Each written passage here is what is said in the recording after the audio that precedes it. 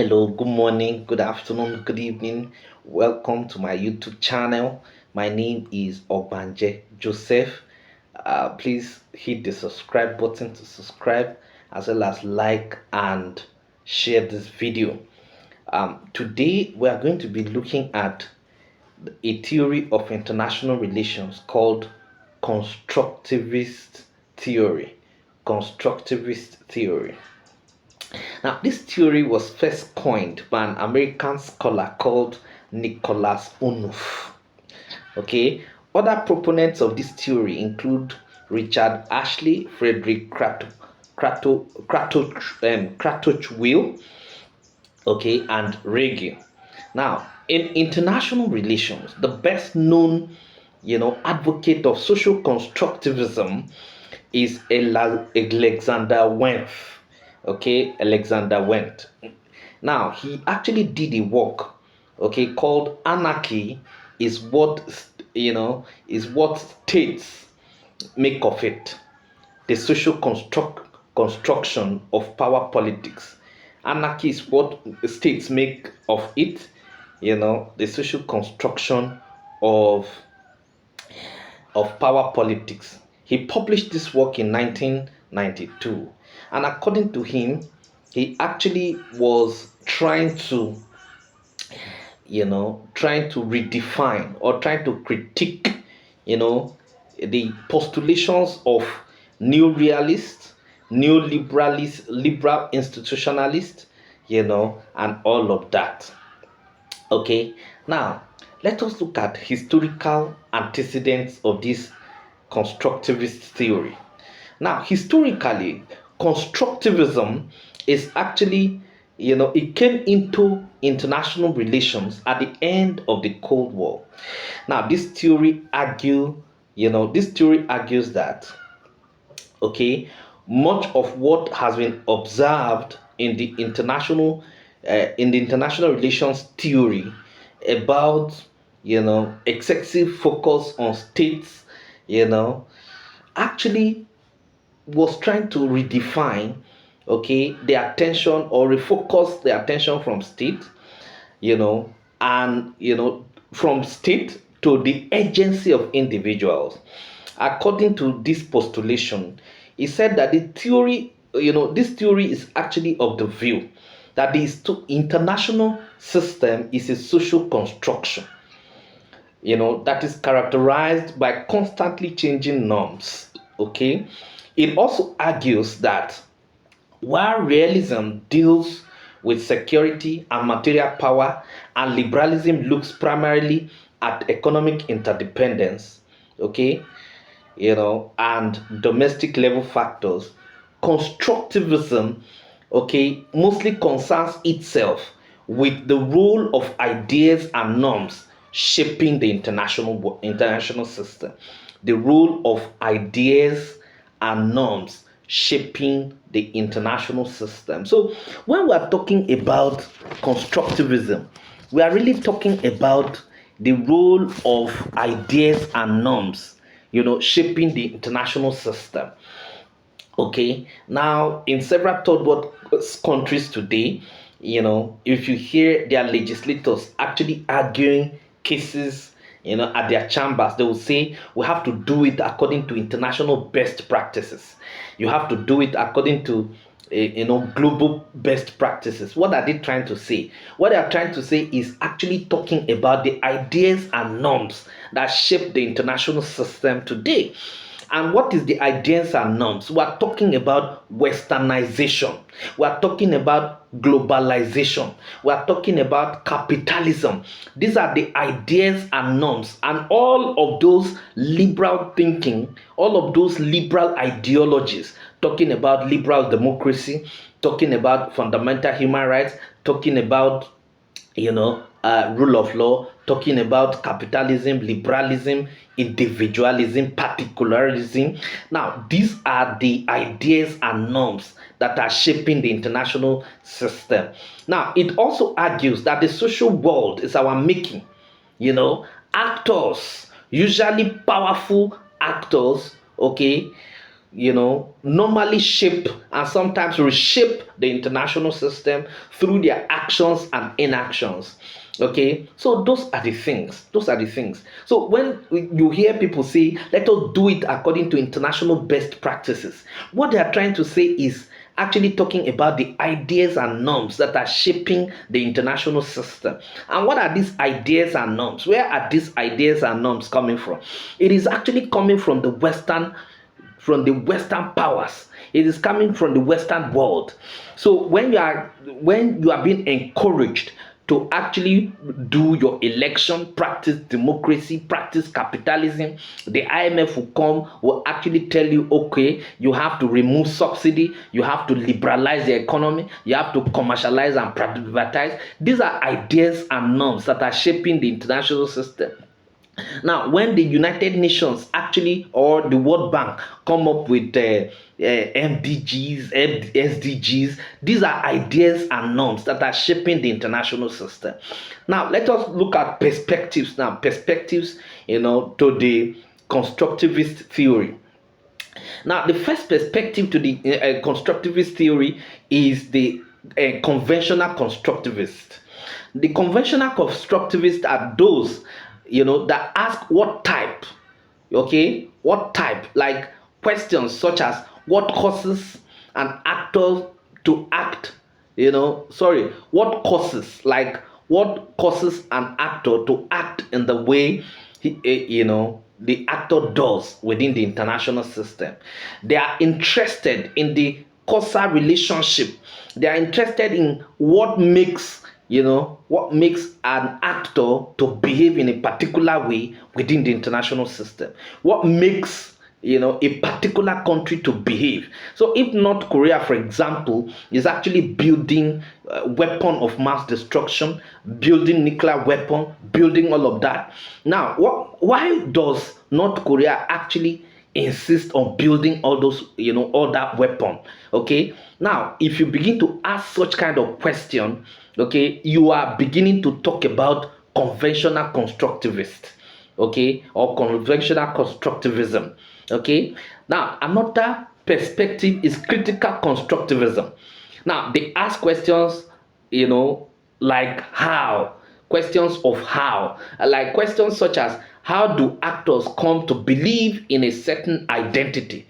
Their interest is in constructing an identity. Okay, how do they come to identify with an identity? These are questions that we need to ask. Why would the country actually say, look, I want to practice democracy, I want to practice communism, I want to practice socialism? So such kind of action,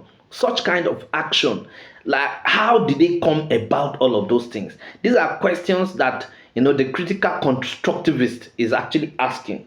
Another assumption of constructivism is that they see the world and what we know about the world as socially constructed. So whatever you see around the globe today is a result of social construction. It's a result of social construction. That is actually another perspective, another perspective to it. Another one is that the reality is under construction. As such, meanings are not fixed but can change over time depending on the ideas and beliefs that actors hold. So meanings and beliefs actually change from time to time depending on the ideas and beliefs of people. Okay, so those are the things. Another angle to it again, or another perspective to it again, is constructivism is centered around an understanding that the behavior of states concerning military power, trade, relations, international institutions, and domestic preferences are based on their thought, are based on what they actually believe is best for them within the international system. So their actions are actually centered around an understanding of the behavior of how other state behaves within the international system. Okay, so that is actually number 3. That is actually the next point. The other point is that due to its interest in belief and ideology, Constructivism has also emphasized the role of non-state actors, okay, like NGOs, MNCs, modern other approaches, or modern other theories. So it is actually very important for us to know that what constructivist theory is also talking about is about interest, is about beliefs and ideology. Okay, it's about beliefs and ideology, and it's also emphasizing the role of non-state actors, okay, like NGOs, multinational corporations, terrorist organizations, and all of that.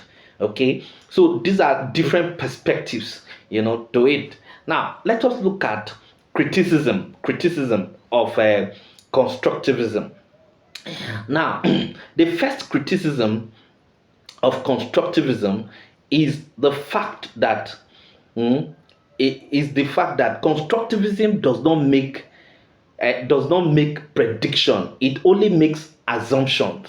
Okay, it does not make prediction. It is not a tool for prediction. Theories generally are actually tools for prediction. They are assumptions that actually will lead to prediction, but this one does not actually lead to any form of prediction. Okay, that is actually number two.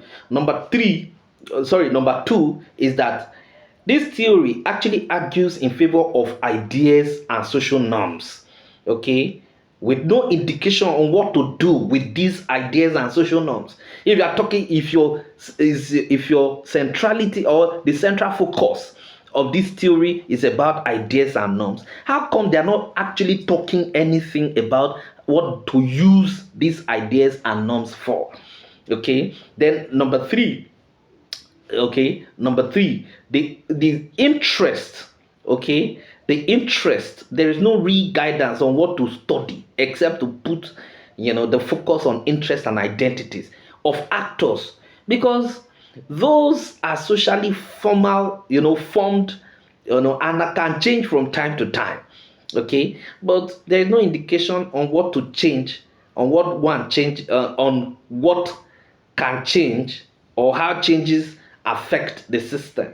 So they're just talking about the role of interest and identities of actors without really talking about what to do with all of those things. But how can this theory, what is the application of this theory to the international system? Today, we talk about the role of ideas and norms. Everybody is talking about ideas rule the world.